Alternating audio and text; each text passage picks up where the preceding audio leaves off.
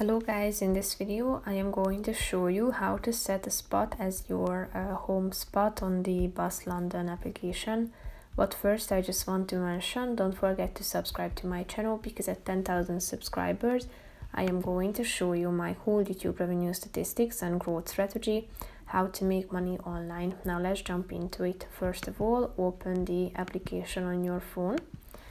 And after that you should either tap on the nearby button and search for from these results, or you can use the search bar at the top of the screen and type in your location.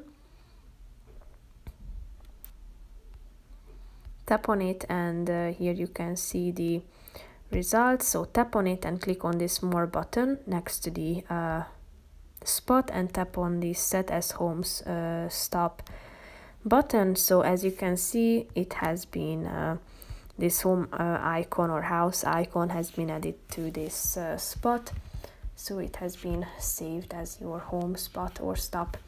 So that's pretty much it for this video guys. See you in the next one. Bye bye.